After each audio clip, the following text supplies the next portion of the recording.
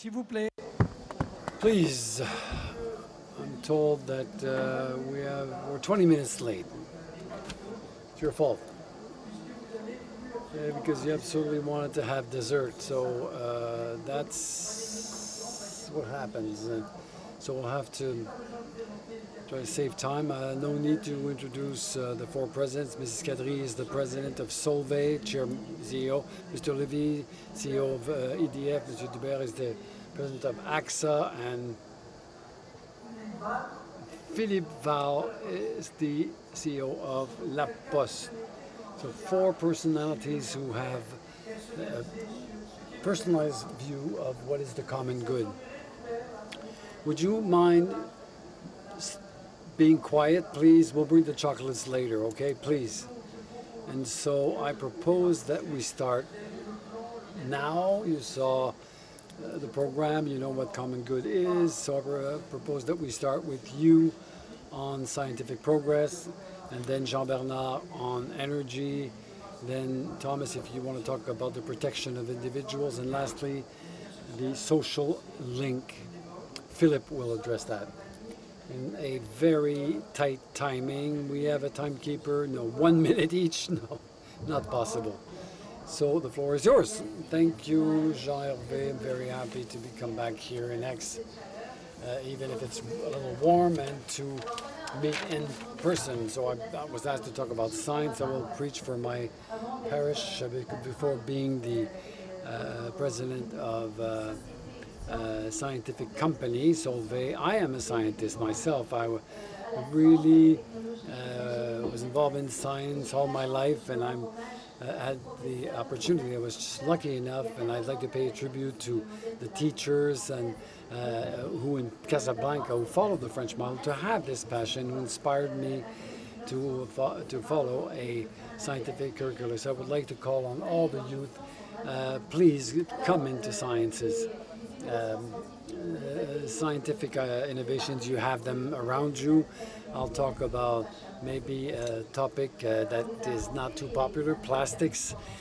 We invented it for 100 years.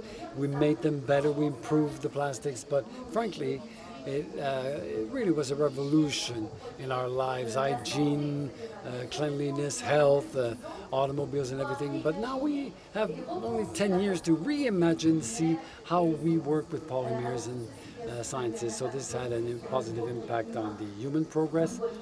You see what brought us together will not take us further, so we have to revisit all that. Obviously, this is the half-empty glass part, the half full, and the half-empty glass is the IPCC report, which tells us that we have only 3 years to stop the trend of the climatic curve, which unfortunately leads to the fact that our Earth is burning. So we need to do something. We talk about carbon neutrality and so on and so forth, but what will help in all this is science, and it's a common good, and I like this topic, and today's label, it's a common good, the know-how, and what I like in sciences is that it leaves us very humble, because a scientific truth today is something to be challenged for tomorrow.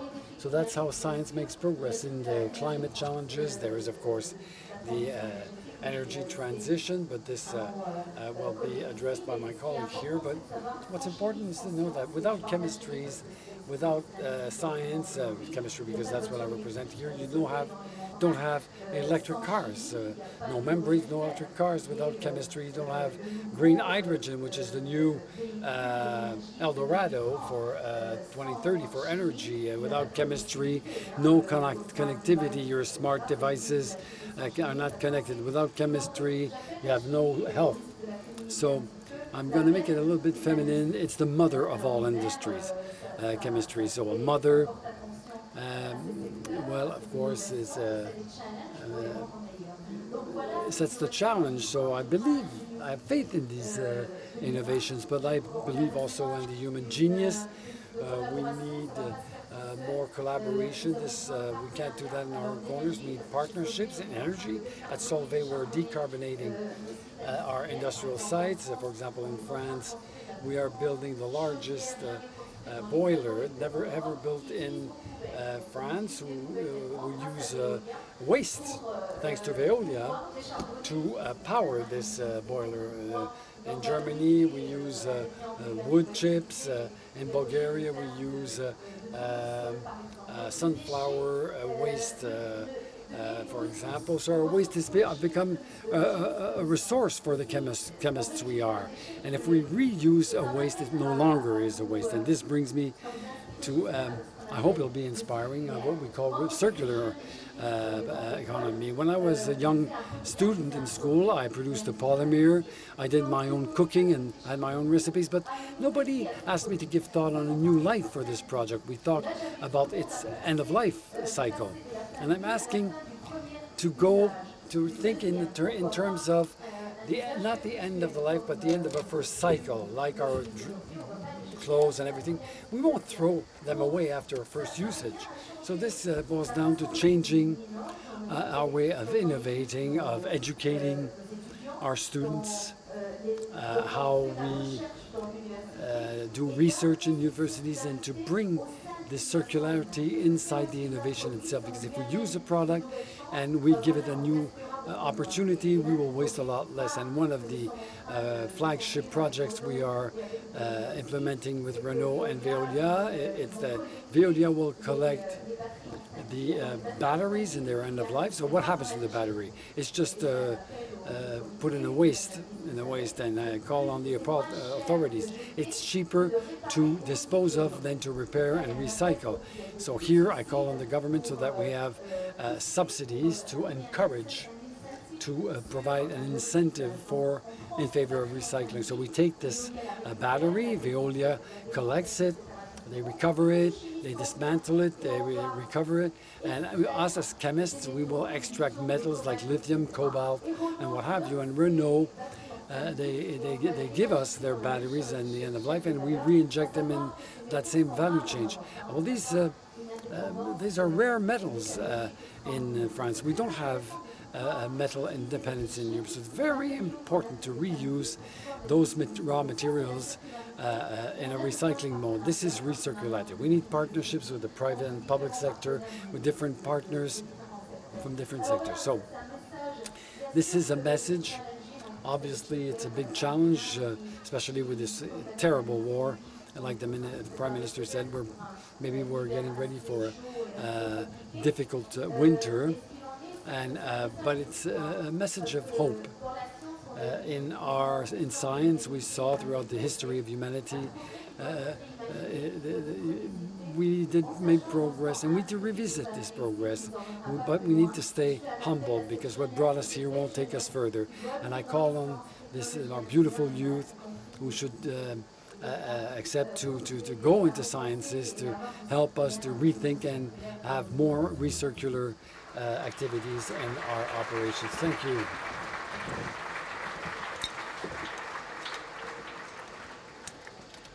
Thank you. So I take the floor directly. And to attract more youth and more women in technical domains, mathematics, sciences. So I'm 1,000% in agreement with what you said. I was asked to talk about the energy. Well, let's set the frame of my speech. Because I think the climate urgency, and when we talk about the different common goods, I think we have to be concerned with the urgency with which we have to implement solutions. And I don't think we measure the fact that the climate topic is extremely urgent, extremely concerning.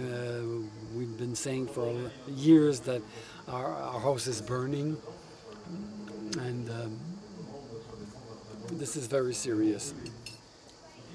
So obviously the protection of the planet and of the ecosystems around the planet has become an essential priority, which is indicated in the government the forming of the government, because she's in charge of coordinating the planning and ecological transition. I think there's a trend, in my opinion, that is growing.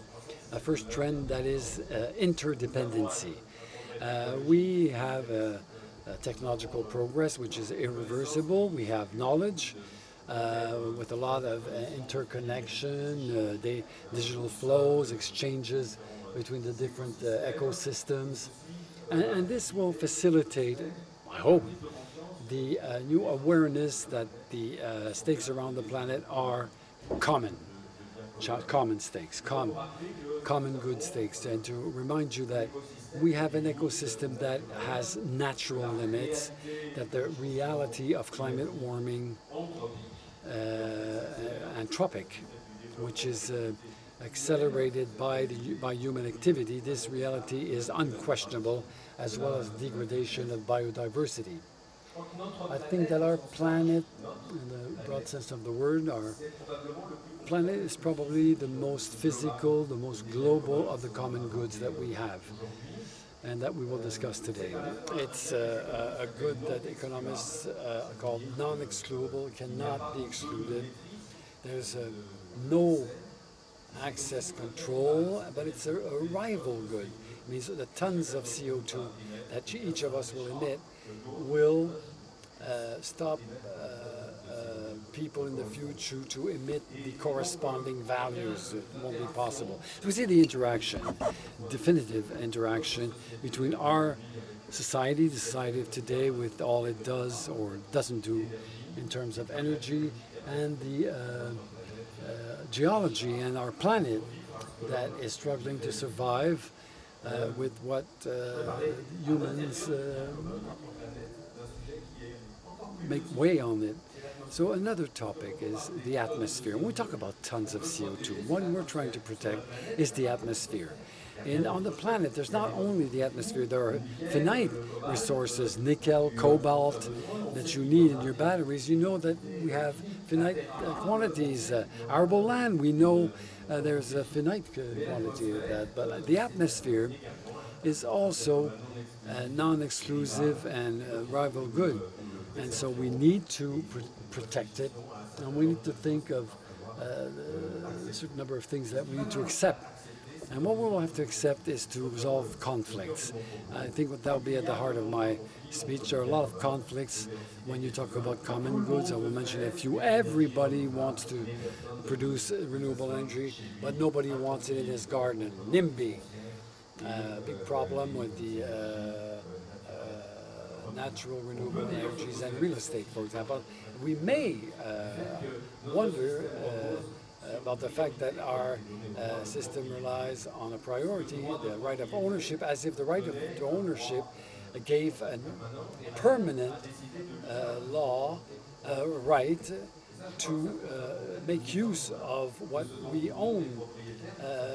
Well, there's the question of common good. What is common good? How we better use the common good. Another conflict is the use of water. A third, production of waste. 2 minutes on that, because we are all very much concerned with the fact that a maximum of waste be recycled. It's true that in terms of nuclear energy, there's a very small part of the waste, and we are blamed for that, that cannot be treated only in a timeline that is not ours. But since this timeline is very remote, let's take care of topics where the time is counted, where time is limited, and that's the climate and it's the atmosphere. So I will conclude by saying that to manage these conflicts, I mentioned 3, I could have mentioned maybe 10. To manage these conflicts, we will need a new form of governance. And not only say that everything's important and I'll take care of it. We'll have to be courageous. We'll have to set up arbitrations.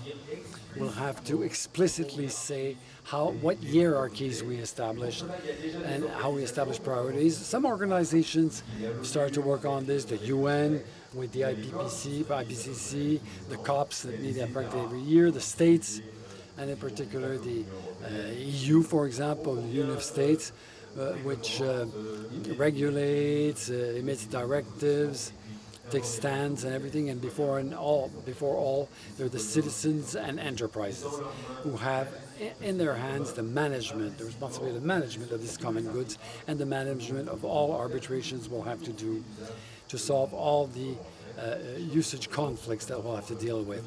And I think we have to take things in hands. We have to be courageous to take these arbitrations. Some will have to be taken as of next winter. I hope not.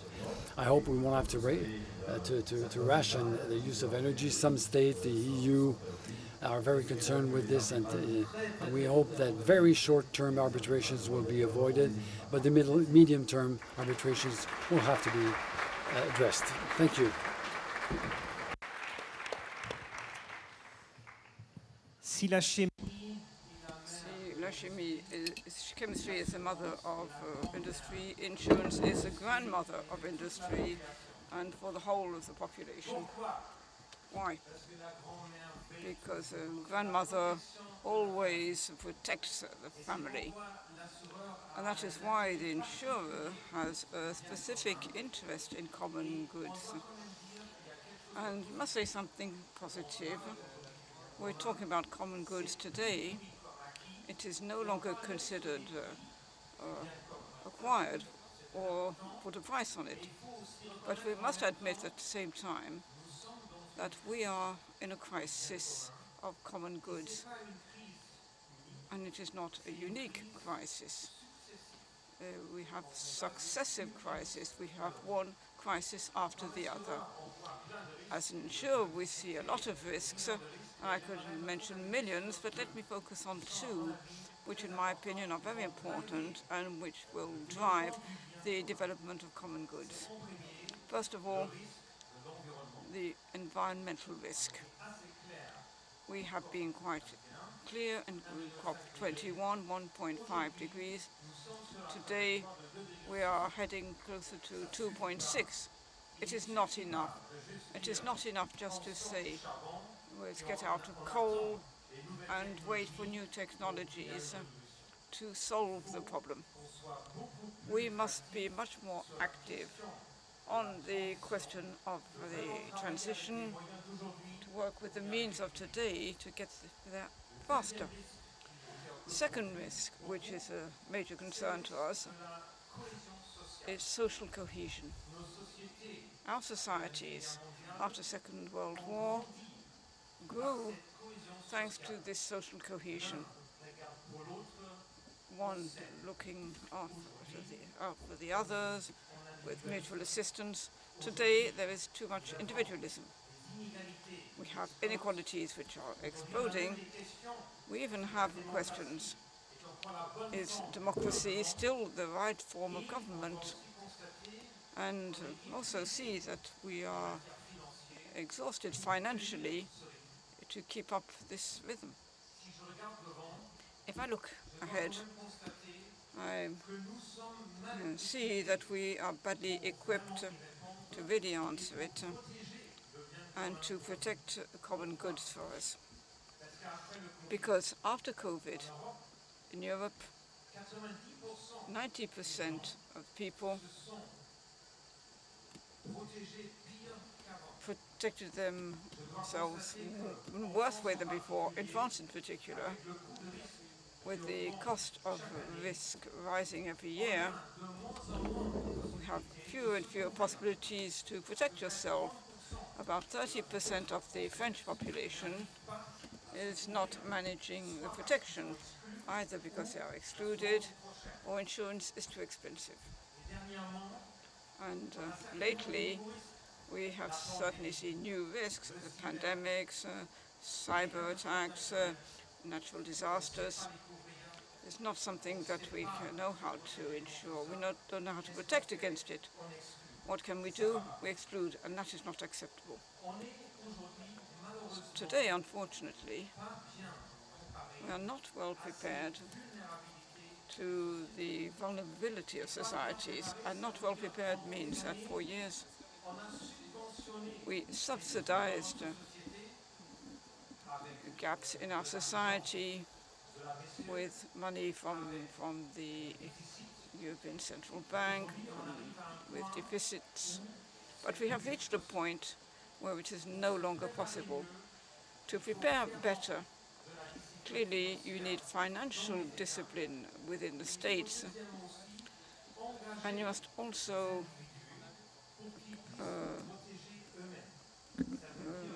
get get people to protect themselves. What does it mean? The word of prevention is becoming much greater than just paying for claims after a crisis.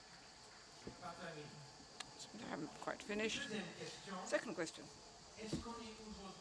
Today, do we have the right solutions? Are we efficient? The answer is clearly no. Do you feel that the discourse held tells the truth, where we know exactly where we stand and we know exactly what are the priorities for the future? I think that unfortunately your answer will be no. And certainly we talk too much. Taxonomy took ages. What can we do to get out of it? I think it is urgent to rethink our mechanisms. First, we need to find a new model for prevention. The solution, whatever at any cost, doesn't work anymore. We have to reinvent capitalism so that protection works. Secondly, we have to find ways to move faster and maximize impact. Everyone must play their part. The companies are not the government, and the government is not companies. The government must deal it with ways of managing crisis, and companies must get together to contribute and support. And finally, the individuals must be made responsible. We always say that suffering is outside, and you're not suffering. Let's be clear. Everyone has to share the suffering. So get individuals to take part, be committed to prevention is essential for our common goods to be well protected, also for children and the future generation. Thank you.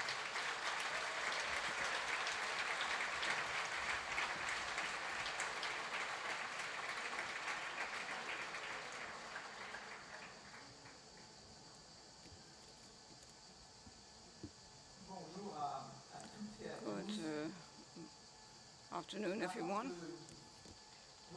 Before saying with you if the social link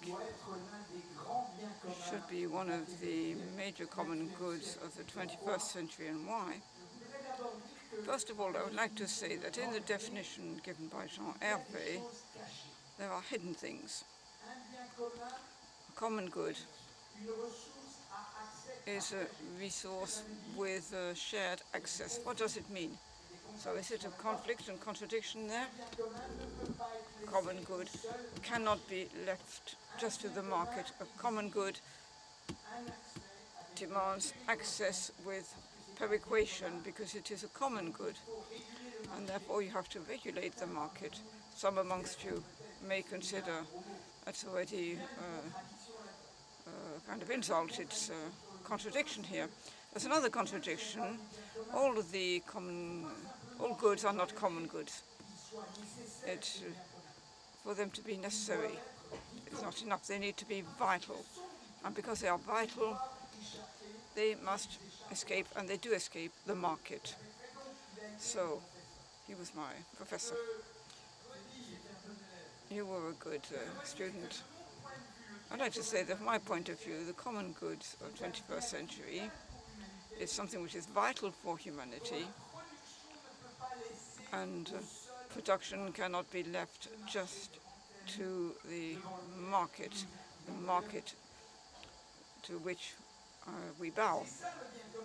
That is common good. And you see the conflicts that Jean-Bernard talked about it, and the risks. In what Jean-Hervé said, there's something else, which is this common good, which cannot be left to the market, vital for mankind, is valid for the generation today, for future generations, for centuries and centuries. You said it, amen. So, indeed, common goods start, I was talking with Saint François d'Aquin, Saint Francis of Aquino. Common good is not born, it becomes so. and it's not common for eternity. So the telephone was a common good, and the incredible drop in the price of telecommunications means that today you don't need the constraints and the rules of the common good for telephonics. A letter, you can see me coming. A letter was a common good, and it found a substitution product called text messaging and mail, and there were fewer and fewer letters. So it means that a common good is a historical factor, and this question of the 21st century leads us to wonder what the common goods will be, not today, not public service today, which is necessary, but those which will be essential for our 21st century. So the conviction that we have is that one of the common goods of the 21st century will be social and human relationships. You're saying that is ingenuous, naive, it's an exaggeration. We are all linked up. Fortunately for me, the Prime Minister herself has just told us that she considered that, particularly on the occasion of the pandemics, the common human links was being challenged. And in society today, there are three things which challenge social relationships, which make us reflect on the question of the link as a common good in the future civilization. First, with the circle of economists, I'll mention what Jean-Hervé said, our Nobel Prize for Economy. I'm worried because the forces of the market are threatening the common goods of the future. So Jean-Hervé is worried, so am I. And so there are three things which are threats for social links. The first thing, our individualism in terms of behavior, the way of living that we have, much more individual. I'll stop there. It's not a mea culpa, it's a pleasure of society, but it puts an end to links, relationships. Second thing is the digitalization of society. Digitalization is incredible. It's, we know everything immediately, it's quick, but what do the defender of right say in the latest report? They say 13 million people are excluded from the digital world. So the digital world is moving faster, but at the same time that it is moving faster, it's excluding 13 million people. Emmaüs connected 8 million of electronics. So you see the evolution of society. And if it creates exclusion, it needs a common good. And the last thing is population aging. Never in human history, and we go back some time, have our societies been a society where there were so many people who were seniors, and the best is ahead of us. 600,000 people over 90 years old. In 2003, and there will be 1.3 million in 2030. More than 20,000 people who will be more than 100 years old. And this leads to isolation, fragility, and solitude, loneliness. And I'll take a reference, the association called Les Petits Frères des Pauvres. Okay, it's a bit of connotation, but they're men and women who make a commitment with poor people. Then they said last October, the expression comes from them, not mine. In France, today, there are 530,000 people who have met social death. That's their expression. And there are only 300,000 in 2017. So what does that mean? Individualism, aging, digitalization. The world, as it is, creates exclusion and therefore creates an incredible need for social relationships.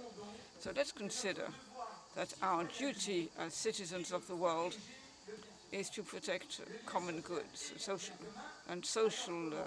this social relationship is common good, so what do we do? To say it simply, so the postmen, postwomen do not have the monopoly of social relationships. They're important, but every day today also have 70,000 people who are everywhere in France and who contribute to the social link. And our group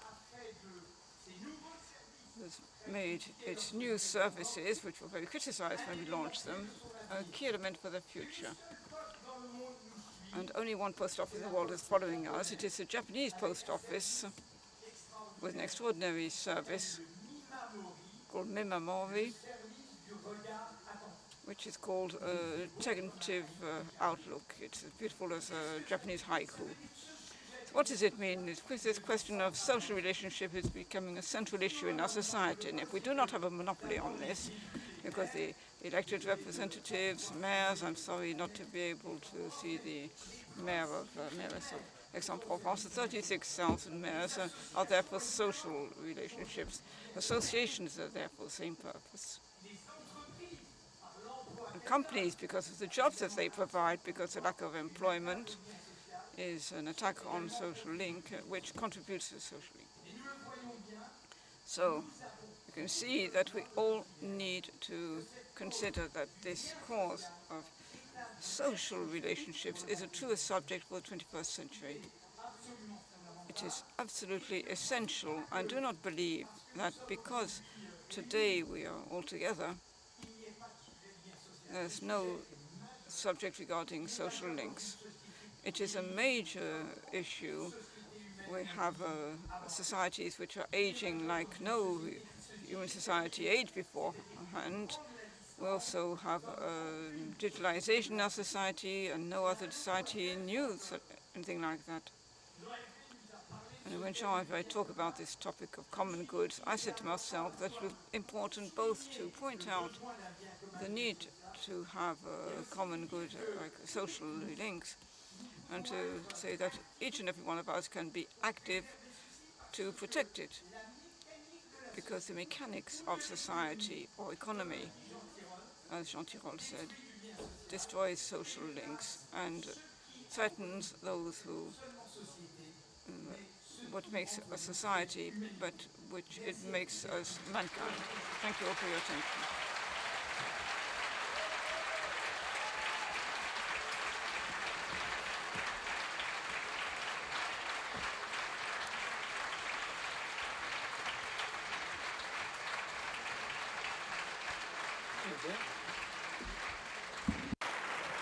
Bon, objectivement, je n'ai jamais entendu. Never heard four such fascinating presentations, never. So I suggest we take a few minutes if there are questions, if each of the four speakers wants to answer. It has all been recorded and it will be repeated line by line. It was amazing. Are there any questions from young people? Group less young. Who wants? We have 5 or 6 minutes. No questions? Yes? No. Questions? Il faudrait un micro. Madam, we need a microphone, please. Good afternoon. So, I figured that if things were to change, around this round table, there would be someone who's read the report of the CIA, the world by 2040, who gives figures on the tornado that's going to hit us. Cynthia Fleuris wrote a book on what cannot be stolen. They talk about a common good that is quite different to what you said. And I figured that what you said, it's quite interesting, but you said it already last year, and I'm becoming impatient because I figured we talk a lot about the diagnosis, we talk a lot vaguely of the disaster that's ahead, but I'm not under the impression that we really globalize the world to think of new solutions, and that's worrisome for me. I worry. Je vous rassure, on en parlera encore.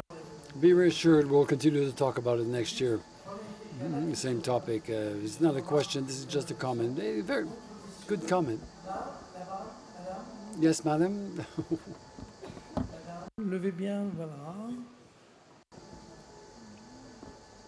Yes, madame. Good afternoon. You didn't talk about information, and I was wondering if one of you considered that information, in general, information is a common good. The question is addressed to the four panelists, so I will propose to answer. Free and critical information is a common good, because when the information producers are called GAFA or BIKESU, the information will become a common good. On this point of view, we have a public service that disseminates the press, so it preserves the free and critical information as long as the press continues. You're right, the information can become, in a society that would belong to oligopoles, a common good. Under condition, there's a condition though, and the condition is that this social good takes care of this. If we let algorithms do what they want, if we move to the extreme just to propose advertisement, we're going to face a problem. Maybe one thing, I agree with what was said, but I would like to add that we have to link the topic of information to the topic of education. I think it's very important, because the first information that we get by authority is that of education. So I think we have to make the actors in education accountable for this. The right to information cannot be exercised if it's not regulated. And today, let's be honest, democratic societies have not managed to regulate that. And we don't want the right to information to be regulated as it is in non-democratic societies. Dilemma. A short question. We said that the digitalization could be a threat for a social link, but do you think that digitalization could be an opportunity for the social link? I believe that digitalization is an immense opportunity for the social link, to promote social link. Social networks are a means to promote the social link. I'm not part of the people who depreciate what is being played between human beings on TikTok, Facebook, or others. But it's easy because everybody's on those platforms. Our duty is to question this topic, to address this topic, and the reality is double. What makes the market, the big market that allocates all the goods that's really efficient? It includes, because it creates a community of those who consume, and it excludes those who don't have access to this good. So I believe that digitalization is good, but let's not be naive when it comes to digitalization.